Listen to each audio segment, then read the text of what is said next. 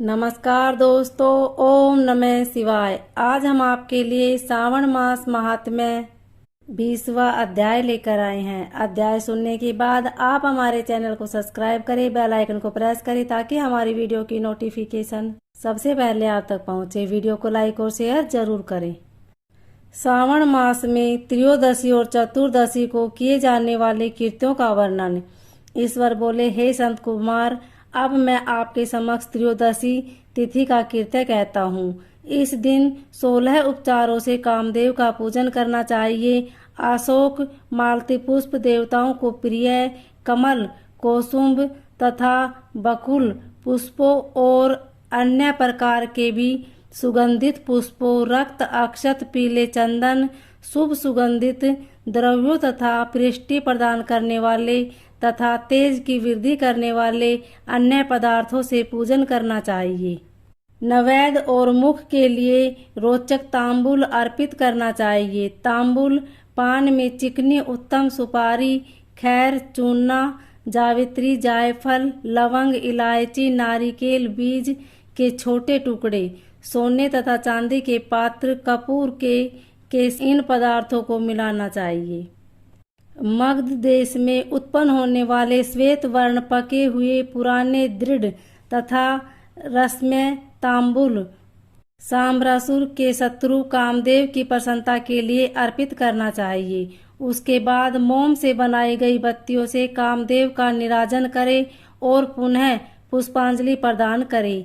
इसके बाद उनके नामों से प्रार्थना करें, जो इस प्रकार से समस्त उपमानों में सुंदर तथा भगवान का पुत्र प्रद्युमन, मीनकेतन, कंदर्प, अनंग, मनमथ, मार, कामात्मय, संभुत, झसकेतु और मनोभव कस्तूरी से सुशोभित, जिनका वक्षस्थल आलिंगन के चिन्हों से अलंकृत है।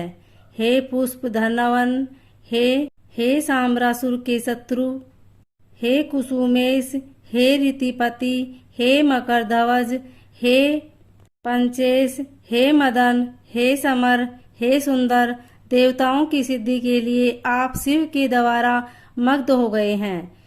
उसी कार्य से आप परोपकार की मर्यादा कह जाते हैं।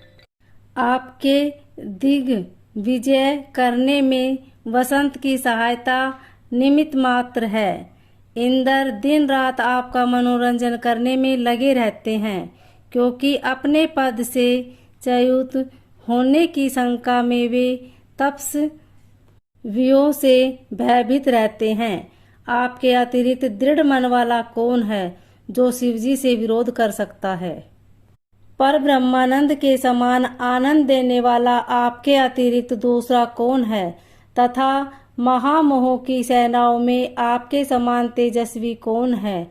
अनिरुद्ध के स्वामी और माल्यगिरी पर उत्पन्न चंदन तथा अंगूर से श्वासित विग्रह वाले जो देवेश कृष्ण पुत्र है, वह आप ही है।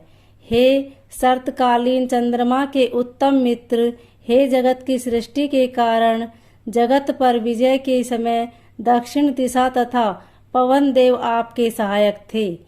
हे नाथ, आपका महान, निष्फल न होने वाला, अत्यंत दूर तक जाने वाला मर्म स्थल का छेदन करने वाला करुणाशूल तथा प्रतिकार रहित है।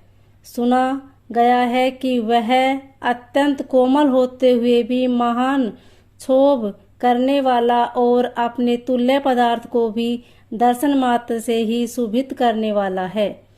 जगत पर विजय करने में सहायक होने से प्रवृत्ति ही आपका मुख्य अलंकार है। हे विभो, आपने सभी श्रेष्ठ देवताओं को उपहास के योग्य बना दिया, क्योंकि ब्रह्मा जी अपनी पुत्री में कामासक्त हो गए, विष्णु जी वृंदा में अनुरक्त कहे गए हैं और शिवजी पर स्त्री के कारण अस्पृश्य हो गए हैं। हे मानद, यह वर्णन मैंने मुख्य रूप से किया है, अधिक कहने से क्या लाभ। इस लोक में अपने वश में रहने वाले ब्राह्मण विरले हैं, अतः हे भगवान, इसकी गई पूजा से आप प्रसन्न हो। श्रावण मास में शुक्ल पक्ष की त्रयोदशी तिथि के दिन पूजा करके कामदेव प्रवृत्ति मार्ग के विषयासक्त व्यक्ति को अत्यधिक पराक्रम तथा शक्ति करते हैं और निर्वृत्त मार्ग में संलग्न व्यक्ति से अपने विकार को हर लेते हैं।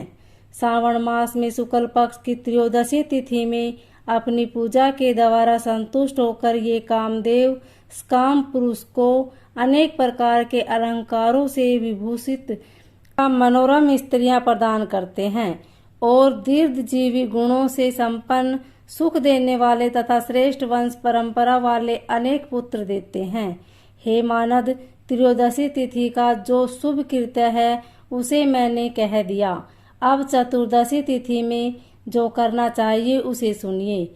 अष्टमी को देवी का पवित्रारोपण करने को मैंने आपसे कहा है। वह यदि उस दिन न किया गया हो तो चतुर्दशी के दिन पवित्रक धारण कराएं। चतुर्दशी तिथि को त्रिनेत्र शिव को पवित्रक अर्पण करना चाहिए। इसमें पवित्रक धारण कराने की विधि देवी तथा विष्णु जी की पवित्रक विधि के समान ही है।